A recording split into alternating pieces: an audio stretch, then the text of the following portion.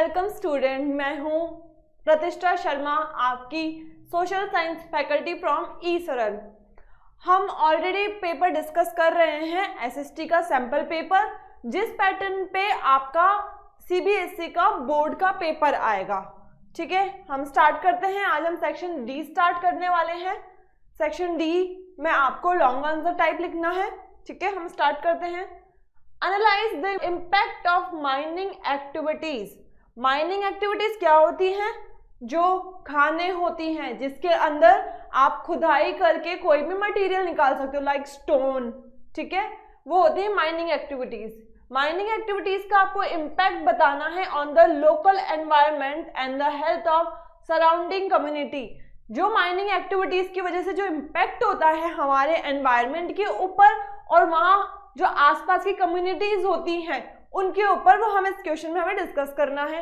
ज्यादा से ज्यादा आपको इसमें 3-4 पॉइंट्स लिखना मैक्सिमम होगा। ठीक है, द हजार्ड्स, जो भी दिक्कतें होती हैं, ठीक है, माइनिंग एक्टिविटीज से, और the impact of mining on the health of miners. Miners मतलब जो उसमें काम कर रहे हैं, माइनिंग में जो उसकी खुदाई कर रहे हैं, जो वहां के वर्कर्स हैं। Alright, miners and the environment are given below. First point, जो माइनिंग से, खुदाई से जो डस्ट निकलती है एंड नॉक्सियस फ्यूम्स निकलती है, जहरीली जो भी केमिकल्स निकल रहे हैं, फ्यूम्स निकल रहे हैं, ठीक है, इनहेल्ड बाय द माइनर्स। तो कई फैक्ट्री माइनिंग्स में क्या होता है, माइनर्स को मार्क्स नहीं दिए जाते हैं।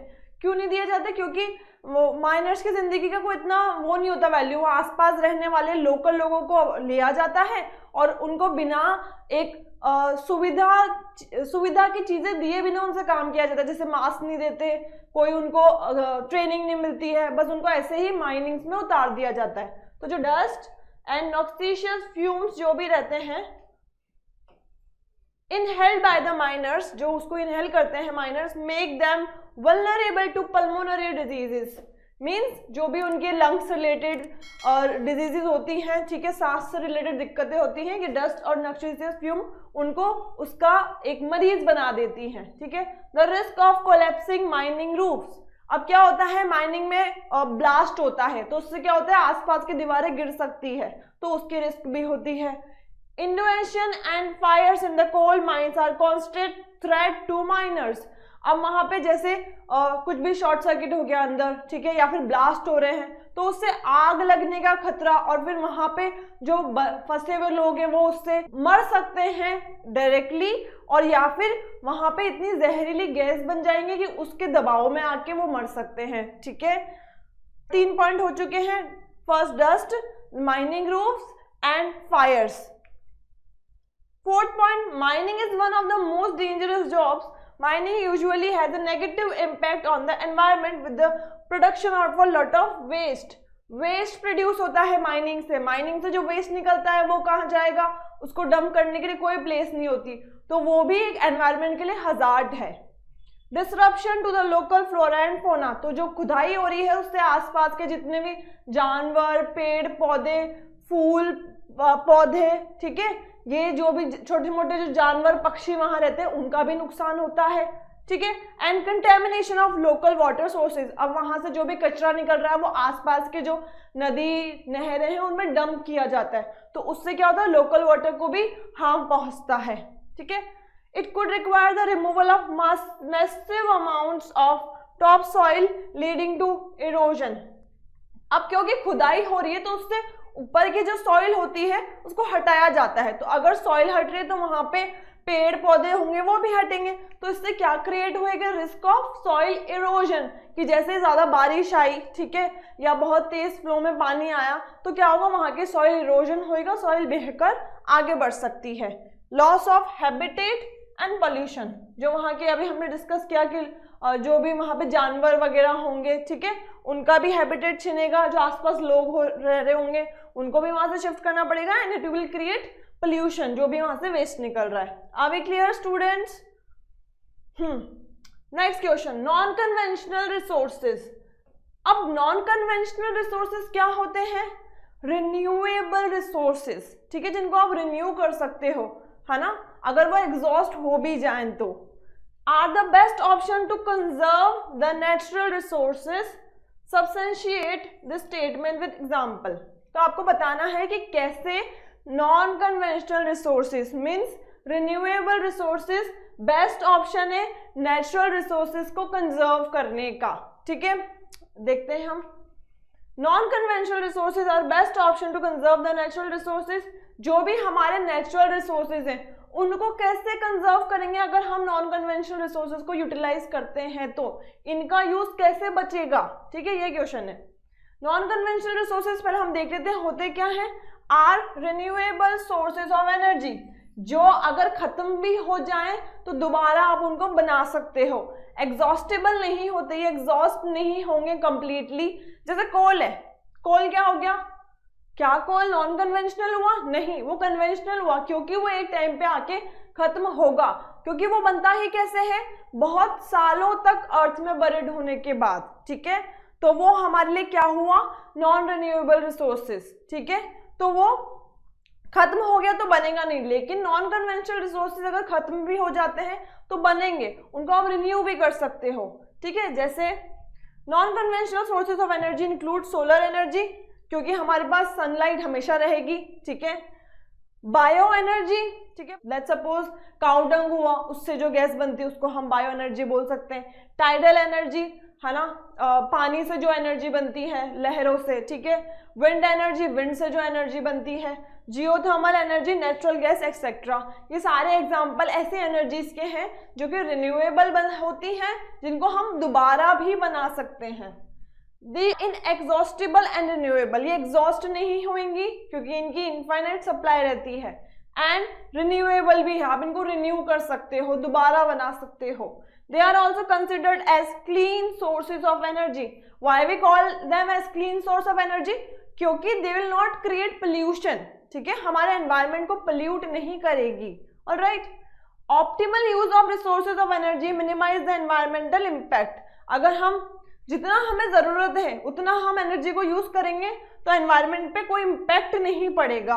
And non conventional resources produces minimum secondary waste. तो जो ये नॉन कन्वेंशनल होते हैं, रिन्यूएबल रिसोर्सेज होते हैं, ये एनवायरमेंट पे एकदम नेग्लिजिबल टाइप ऑफ इम्पैक्ट डालते हैं लेकिन बहुत कम, और ना ही इनसे कोई वेस्ट प्रोड्यूस होता है। ठीक है, comparative to conventional sources. Conventional sources से जितना वेस्ट प्रोड्यूस होगा उतना हमारे पास नॉन कन्वेंशनल से नहीं होता है। अभी clear? The growing consumption of energy, energy का जितना कंजप्शन बढ़ रहा है, क्यों? क्योंकि हमें हर चीज में एनर्जी की जरूरत पड़ने लगी है। Has resulted in the country becoming increasingly depend on fossil fuels such as coal, oil and gas।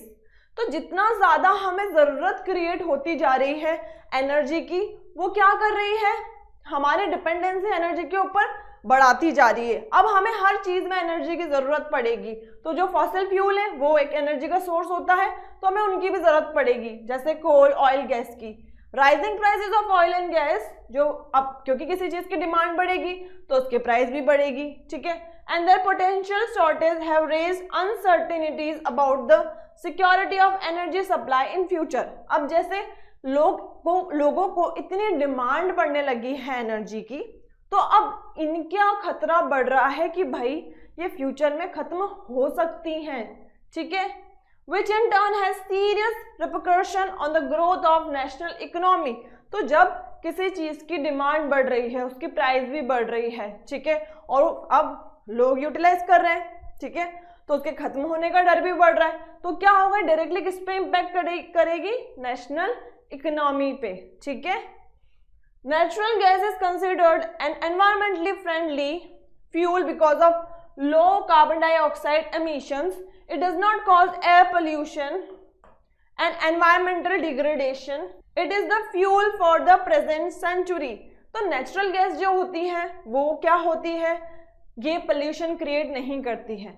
अगर ये पोल्यूशन क्रिएट नहीं करेगी और उसकी डिमांड भी बढ़ रही है, ठीक है, ना पोल्यूशन क्रिएट कर रही है ना एनवायरमेंट का डिग्रेडेशन कर रही है, तो इसको हम बोल सकते हैं कि हमारी प्रेजेंट सेंचुरी के लिए ये फ्यूल है। मतलब आज भी इसे आप यूज कर सकते हो, फ्यूचर में भी आप इसे यूज कर सकते हो, ये एनवायरमेंट पोल्यूशन ही बचाएगी। ठीक है, renewable energy resources Technologies provide an excellent opportunity for mitigation of greenhouse emission and reducing global warming. तो जो रिन्यूएबल एनर्जी के सोर्सेज हैं इनको यूज करने का एक बहुत बड़ा एडवांटेज क्या है कि एक तो ये ग्लोबल वार्मिंग से हमें बचाएगी, क्योंकि हमें भी पता है ग्लोबल वार्मिंग टाइम के साथ बढ़ती जा रही है because of toxicant in the environment. तो नेचुरल गैस हमें ये एडवांटेज देगी, ठीक है, और ग्रीन हाउस गैसेज भी एमिट नहीं होंगी जैसे कार्बन डाइऑक्साइड, ठीक है, through substituting conventional energy sources. ये हो जाता है आपका स्टेटमेंट का मीनिंग। एंड स्टूडेंट्स ये इंपॉर्टेंट क्वेश्चन है, ठीक है, स्कोरिंग क्वेश्चन है क्योंकि हम इसको क्लास 5 से पढ़ते आ रहे हैं, नॉन कन्वेंशनल कन्वेंशनल, ठीक है। Are we clear now? How would you evaluate Napoleon as an administrator who created a more rational and effective system? Illustrate with suitable examples. जहां पे mention है example वहां आपको example लिखना है। क्यों लिखना है? क्योंकि इसके separate marks होंगे, right? अब देखो इसके अंदर आपको नेपोलियन एज एन एडमिनिस्ट्रेटर का पूछा हुआ है। इसमें मैंने इसको अंडरलाइन क्यों किया है? क्योंकि आपको इसमें बेसिकली नेपोलियन के बारे में ही बताना है कि क्या हुआ था उसके राज में, उसने क्या किया था, ठीक है। सिविल कोड ऑफ 1804 जो कि नेपोलियन ने इंट्रोड्यूस किया था, जिसको हम नेपोलियनिक कोड भी कहते हैं, ठीक है, उसने क्या बताया था? उसके अंदर राइट टू प्रॉपर्टी मिला था, ठीक है, कि भाई जिनकी प्रॉपर्टी है प्राइवेट प्रॉपर्टी वो उनकी ही रहेगी, ना उनको उसके लिए गवर्नमेंट को ना चर्च को किसी को भी आपको टैक्स नहीं पे करना है, ठीक है। Established equality before law, law के नजरों में सब इक्वल हैं, ठीक है, भले वो गरीब हो चाहे अमीर हो, right. And removed all privileges based on birth, जो बर्थ से प्रिविलेजेस मिलते थे उस टाइम पे लोगों को वो हटा दिए। अब इससे तो हमें ये लग रहा है नेपोलियन तो अच्छा था, ठीक है, तो नेपोलियन की कुछ चीजें अच्छी थी कुछ चीजें खराब भी थी, है ना। The Napoleonic code was followed by the regions under the French control, जो भी फ्रेंच के अंदर उस टाइम पे रीजन्स हुआ करते थे वहां पे नेपोलियन का राज था, ठीक है, because Napoleon as a dictator आ गया था वहां पे because of political instability.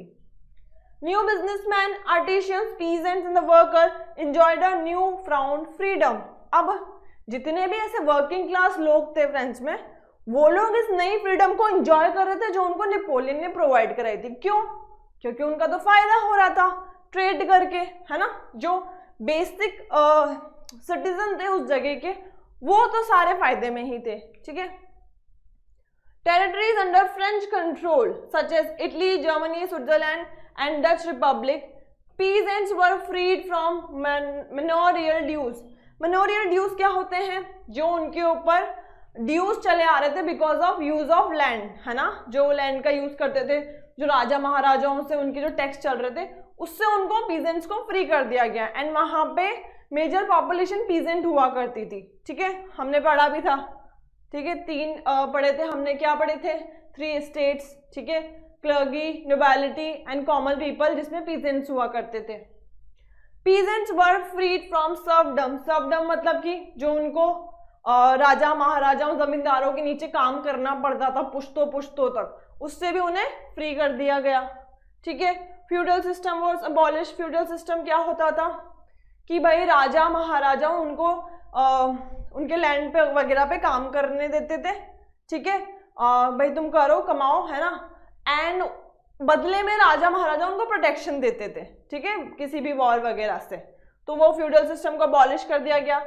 Administrative division was simplified, जो भी वहां पे एडमिनिस्ट्रेटिव वर्क था, ठीक है, उसको सिंप्लीफाई कर दिया कि जो कि लोगों के अंडरस्टैंडिंग के अकॉर्डिंग हो, है ना।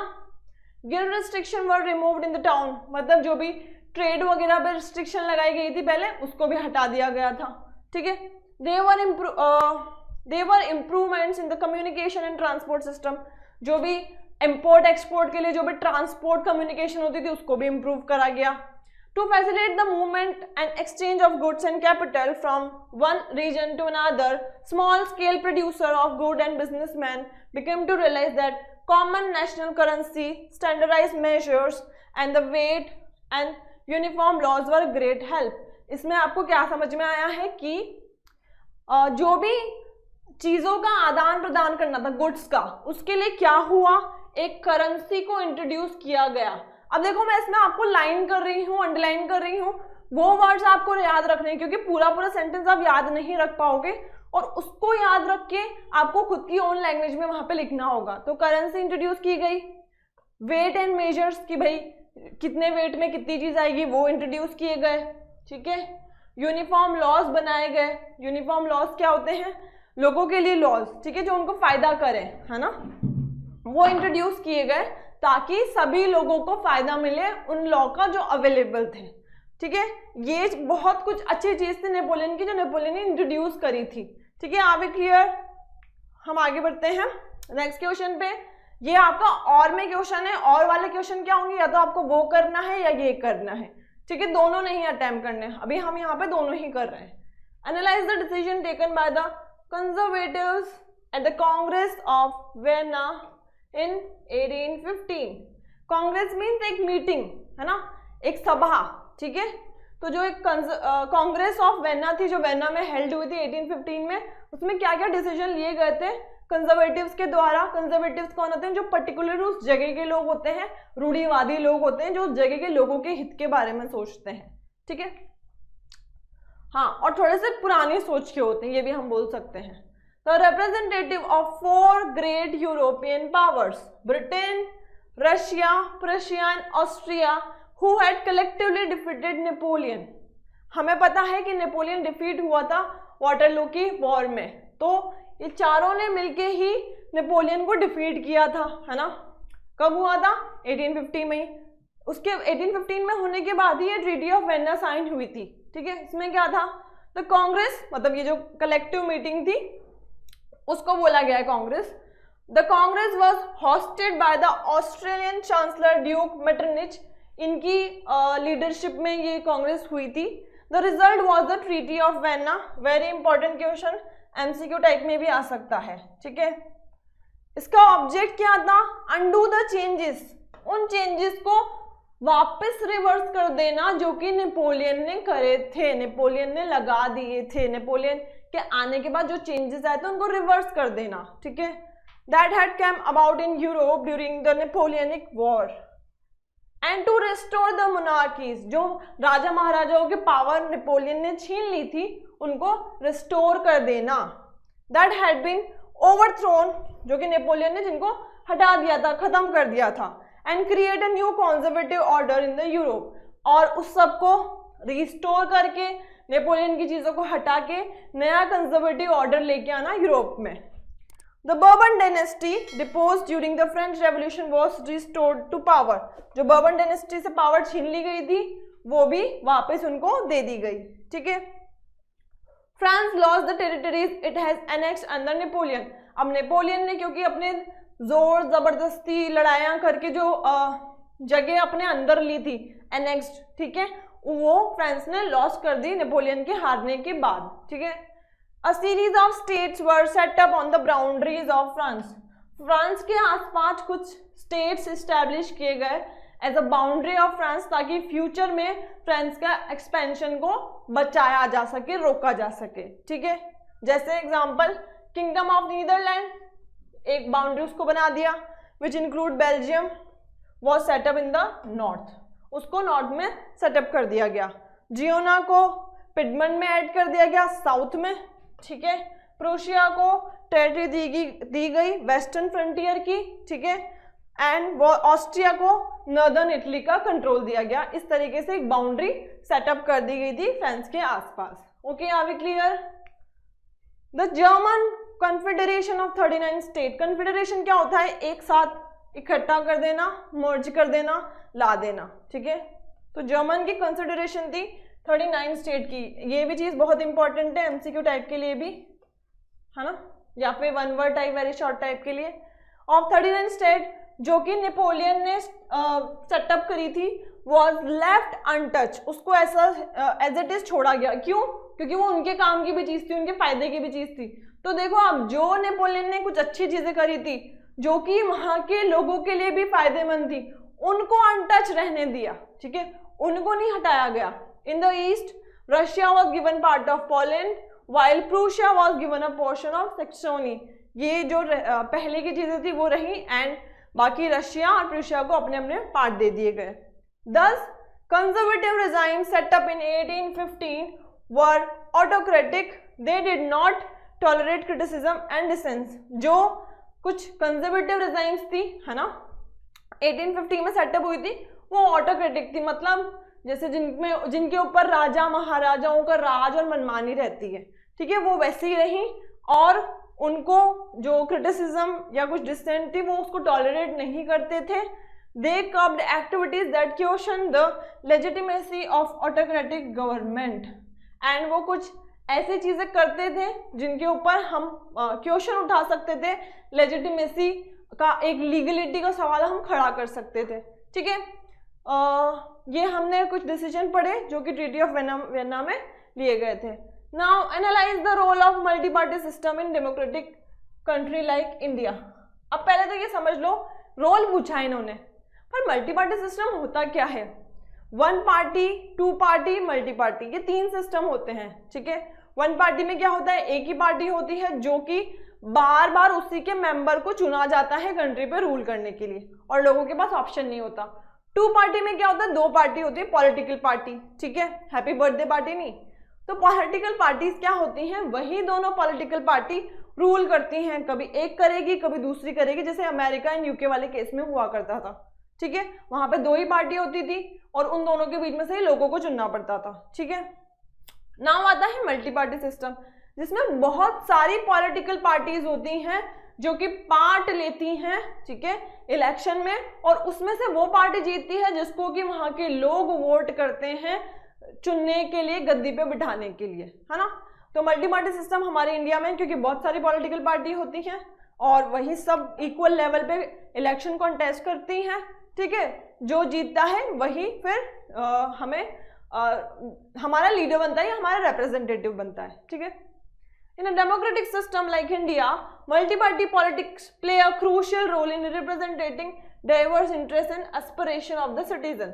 Diverse interest मतलब जब ज्यादा पॉलिटिकल पार्टी होंगी तो वो लोगों को ज्यादा लोगों से कनेक्ट कर पाएंगी और ज्यादा इश्यूज खड़े कर पाएंगे जो लोगों के हित के लिए होंगे। तो डाइवर्स इंटरेस्ट, अलग अलग पार्टी अलग अलग ग्रुप ऑफ पीपल के इंटरेस्ट उठा सकती है। जैसे कि मान लो कोई एक पार्टी में औरतें ज्यादा हैं, ठीक है, या उन्होंने उस लेडी को आगे किया तो वो औरतों के मुद्दे उठा सकती है, ठीक है।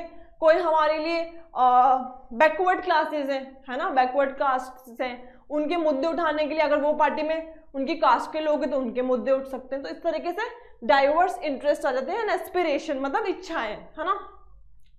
The multi party system allows for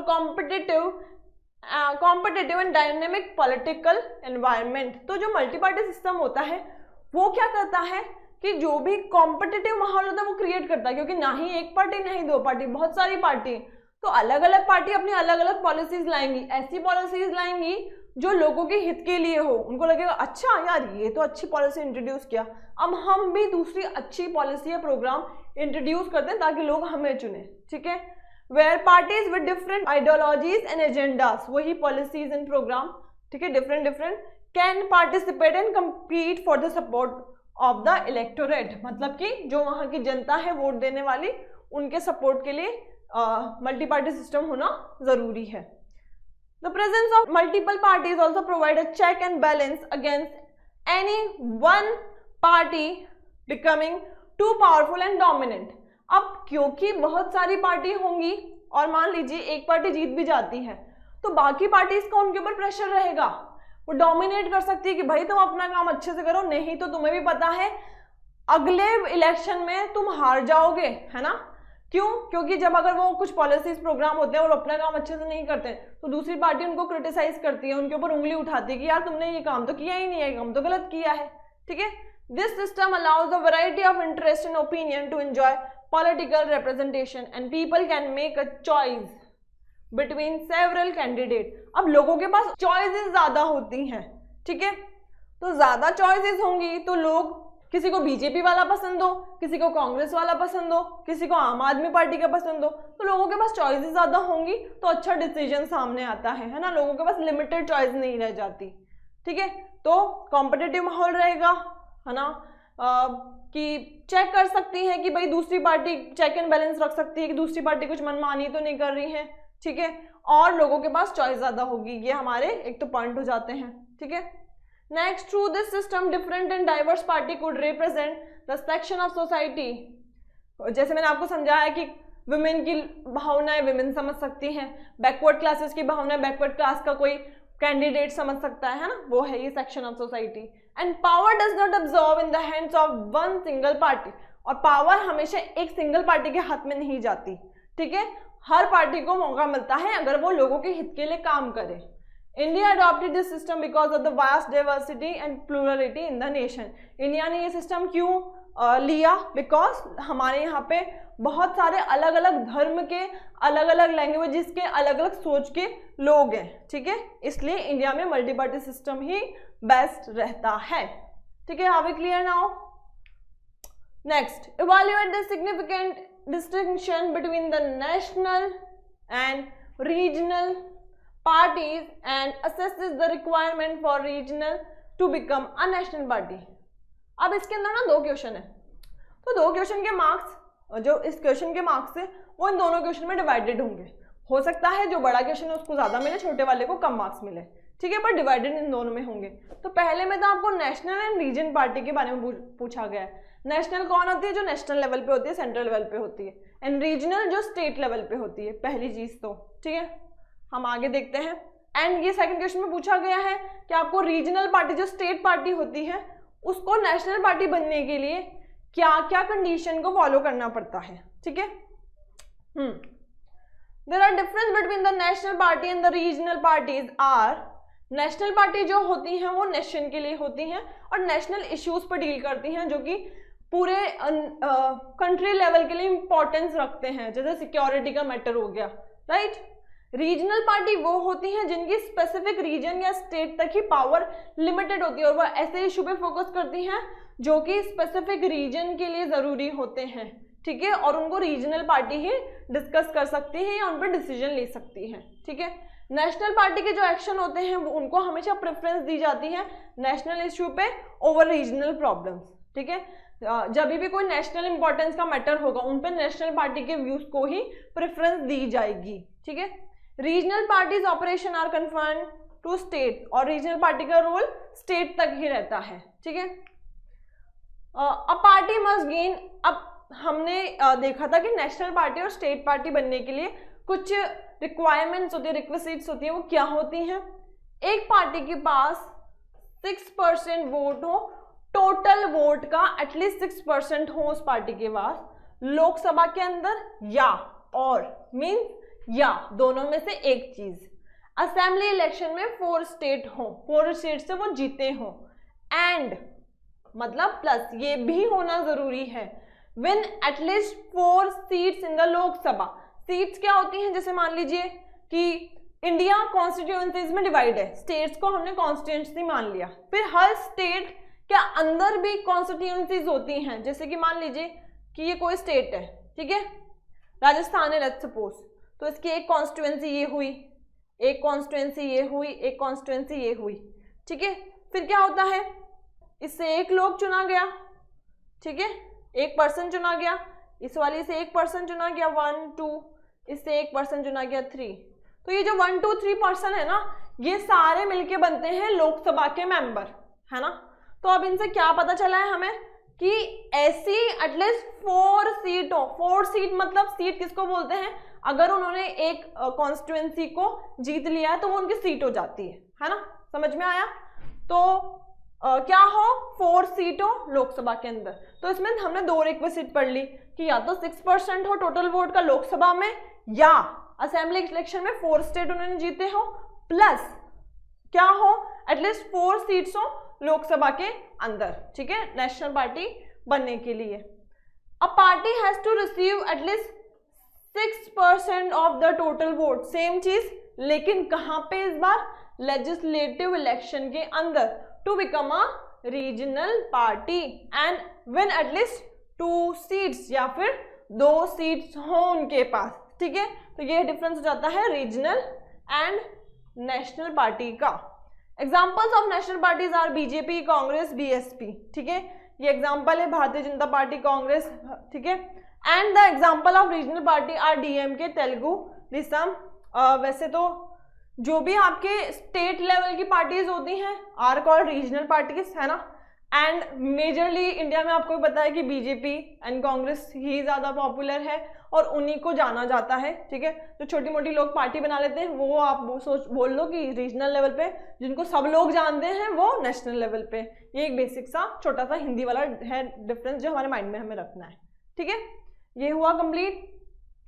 आगे ये बहुत ही अच्छा क्वेश्चन है, डायरेक्ट क्वेश्चन है, स्कोरिंग क्वेश्चन है, ठीक है। इसमें एक बहुत छोटी सी चीज याद रखनी है, पहले हम क्वेश्चन पढ़ लेते हैं। फार्मर हैज बोरोड मनी, उसने पैसे लिए फ्रॉम अ मनी लेंडर से लिए at high rate of interest, पैसे लिए and high rate of interest पे लिए। He could not pay the interest, वो इंटरेस्ट नहीं दे पाया। He was force to borrow from another landlord, और उसको ये फोर्स किया गया कि भाई मुझे तो पैसे चाहिए तो दूसरे लैंडलॉर्ड से लेकर दे, मुझे नहीं पता। To settle the amount for the interest, interest के अमाउंट के लिए दूसरे लैंडलॉर्ड से भी लोन लिया। तो मतलब इसका भी इंटरेस्ट देना है, प्रिंसिपल तो दिया ही नहीं है, इंटरेस्ट देना है। अब जो इस लैंडलॉर्ड से उसने पैसे लिए उसका भी उसके ऊपर इंटरेस्ट बढ़ जाएगा, ठीक है। Borrowed to the money lender, state the consequences he may face in this situation. आपको ना इसमें एक वर्ड याद रखना है ना, जो कि आपकी एनसीईआरटी में भी मेंशन है, डेब्ट ट्रैप। ट्रैप मतलब जाल, किसका? डेब्ट का। क्या चीज? कि कर्जे के जाल में फंस जाना, ठीक है। इसका प्रिंसिपल भी देना है, इंटरेस्ट भी देना है। फिर इसका देने के लिए दूसरे मनी लेंडर से लिया, अब उसका भी इंटरेस्ट है ना, और उसका भी प्रिंसिपल अमाउंट, और इसका भी अभी तक सिर्फ इंटरेस्ट ही गया है, तो प्रिंसिपल गया ही नहीं, तो ये बन जाता है कर्जे का जाल, ठीक है। ये वर्ड ध्यान रखना, हिंदी में समझ लिया। अब इसी से आप ये पूरा आंसर लिख सकते हो, ठीक है। रामबाण है इस क्वेश्चन के लिए और एनसीईआरटी का ही क्वेश्चन है ये, ठीक है।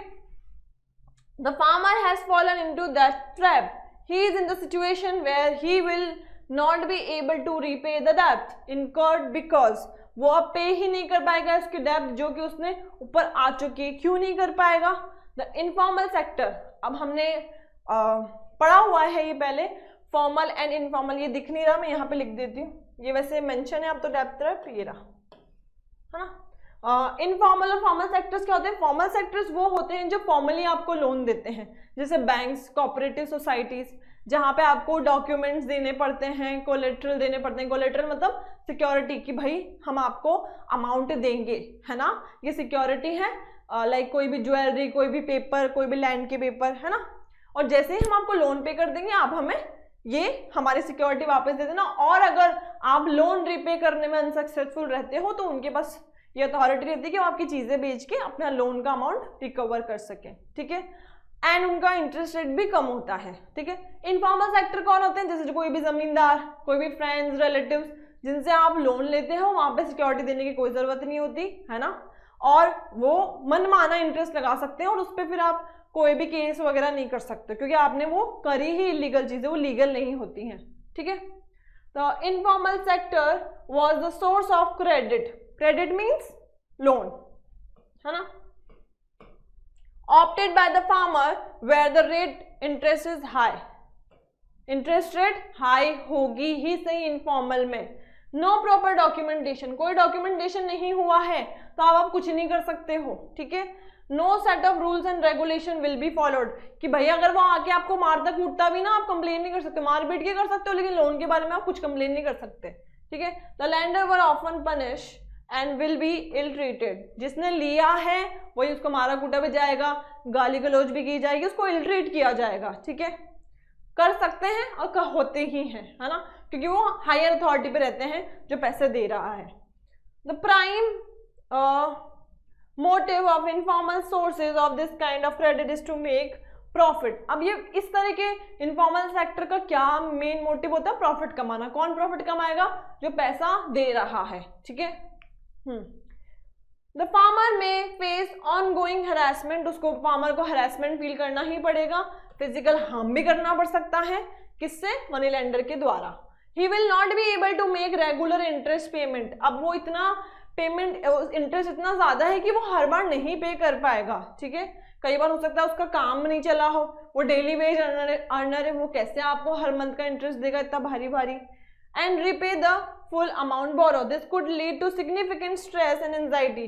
तो ये एक प्रेशर बना देता है उन बोरोवर्स के ऊपर, ठीक है। तो अब वो बोरोवर्स क्या करेंगे, कई बार स्ट्रेसफुल सिचुएशन में आके वो सुसाइड भी कर सकते हैं, right. As well as potential physical injury create हो सकती है, हो सकता है कि भाई सुसाइड कर लें, वो मरे नहीं और उनको कुछ फिजिकल इंजरी हो जाए, है ना, या वो खुद को दिखाने के लिए हार्म कर लें, right. Borrowing from another landlord to repay, अब उसने जो दूसरा लैंडलॉर्ड से पैसे लिए पहले वाले को पैसे देने के लिए, तो क्या हुआ, इसने एक और डेब्ट क्रिएट कर दी, साइकिल ऑफ डेब्ट क्रिएट हो गई। For the farmer particularly if the interest rate on the second loan are also high, और कब ज्यादा होगी, जब सेकेंड वाले की भी हाई होगी इंटरेस्ट रेट, ठीक है। अब क्लियर। द फार्मर में एक्सपीरियंस पर्सनल कॉन्सिक्वेंसेस को फेस ही करने पड़ेंगे, जैसे stress, anxiety, depression due to constant pressure of repayment and harassment from the lenders. तो ultimately it leads to nothing but a डेब्ट ट्रैप, ठीक है। अब clear. Okay, now next question, self help group SHG, direct question है बच्चों, ये भी NCERT से, एंड ये टॉपिक इंपॉर्टेंट ही है, ठीक है। सेल्फ हेल्प ग्रुप होते क्या है वो समझ लेते हैं। क्वेश्चन पढ़ते हैं, self help group eliminates poverty and empower women. जो सेल्फ हेल्प ग्रुप रहते हैं वो पॉवर्टी को हटाते हैं, वुमेन को एम्पावर करते हैं। कैसे, वो इस क्वेश्चन में हमें लिखने हैं, इसके 4-5 point. Substantiate with suitable answers. Self-help group help the poor to become self-reliant. Self-reliant क्या होता है, इंडिपेंडेंट, खुद के ऊपर डिपेंडेंट होना, ठीक है।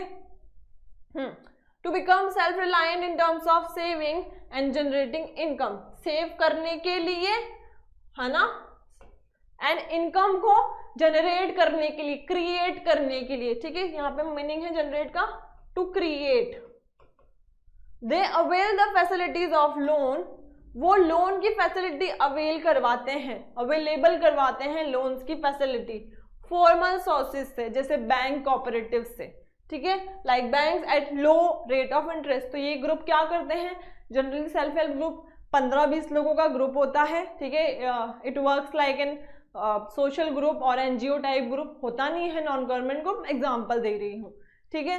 ये ग्रुप होता है, ये हर मंथ कुछ सेविंग करते हैं, और उस ग्रुप में कुछ वेल टू डू लोग रहते हैं, कुछ गरीब लोग रहते हैं। वो क्यों बनते हैं, ताकि सेविंग करके उन लोगों की मदद की जाए जिनको जरूरत है इनकम जनरेट करने की। ये जो ग्रुप होते हैं इसको गवर्नमेंट ने ही बोला है कि आप सेल्फ हेल्प ग्रुप बनाओ, तो ये इजीली फॉर्मल सेक्टर से लोन भी दिलवा सकते हैं लो इंटरेस्ट रेट पर, ठीक है।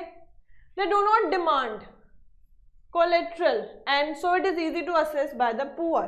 तो ये क्या करते हैं, कोलेट्रल मतलब सिक्योरिटी, कुछ भी लैंड पेपर वगैरह, है ना, कुछ भी ऑर्नामेंट वगैरह वो नहीं मांगते हैं, वो अपने लेवल पे ही गरीब लोगों को लोन दिलवाते हैं, ठीक है, without collateral, without security. Self help group are exclusively meant for rural women.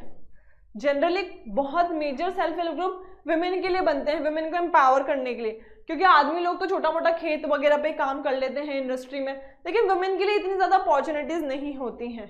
To make them economically independent, ताकि वो खुद मनी रिलेटेड मैटर में इंडिपेंडेंट हो पाए, ठीक है, डिपेंडेंट ना रहे अपने परिवार पे या किसी और मनी लैंडर पे।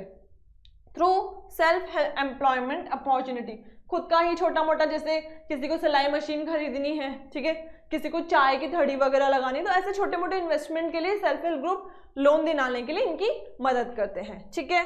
Help to improve other development factors such as literacy level, किसी को वही किसी के बच्चे को पढ़वाना हो तो उसमें मदद करवा देंगे, ठीक है। इम्प्रूव हेल्थ केयर, कि भाई कहीं पर हेल्थ केयर फैसिलिटीज नहीं हो तो वो अरेंज करवाने में, उसको अप्रूवल दिलवाने में, सेटअप कराने में हेल्प करेंगे। एंड फैमिली प्लानिंग को बेटर करवाने में, जैसे कई लोग बहुत सारे बच्चे पैदा कर लेते हैं तो उनको समझाना कि क्यों सही है कम बच्चे करना, ताकि आप उनको अच्छी लाइफ दे सको, राइट। ये सब में मदद करते हैं self help group. Economic empowerment भी दिलवाना, है ना, इकोनॉमिक मीन्स फाइनेंशियल एम्पावरमेंट दिलवाना।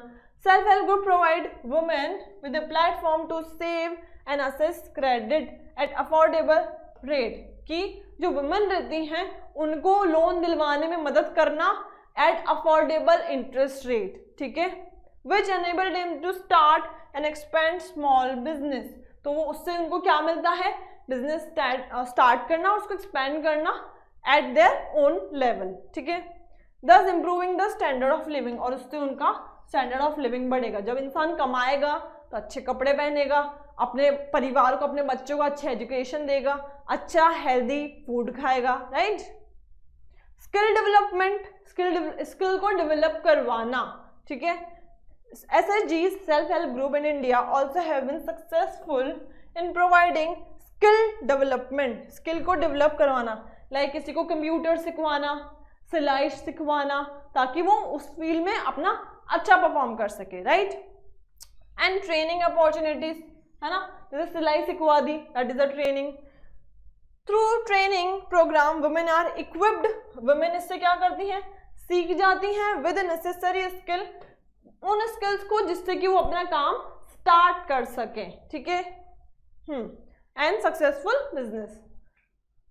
सोशल एम्पावरमेंट दिलवाना, सोशल एम्पावरमेंट क्या होती है, सोशली एम्पावर करना किसी भी पर्सन को by providing a platform for women to come together, share their experiences and support each other, एक साथ आना, अपने अपने एक्सपीरियंसेस, दुख, किसी ने अच्छा किया हो कि भाई मैं इस गांव से वहाँ शहर में पहुँच के इतना अच्छा कर रही हूँ, ठीक है, अपने अपने एक्सपीरियंसेस बताओ, ताकि दूसरे लोग उनको सुन के, दूसरी औरतें उनको सुन के मोटिवेट हो पाए और अपना भी कुछ स्टार्ट कर पाए, ठीक है, और एक दूसरे को सपोर्ट करें। सच SHGs have empowered women to take charge of their lives, women को अपनी लाइफ का चार्ज लेने के लिए इंडिपेंडेंट करते हैं self help groups, and becoming active participant in their communities, और उनको भी वो दर्जा दिलवाना जो आदमियों को मिलता है, ठीक है। ये होते हैं हमारे इसके टॉपिक कंप्लीट। तो यहाँ होता है हमारा सेक्शन डी कंप्लीट, ठीक है।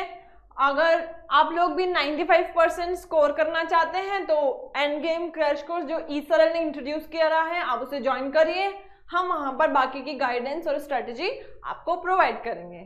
Thank you.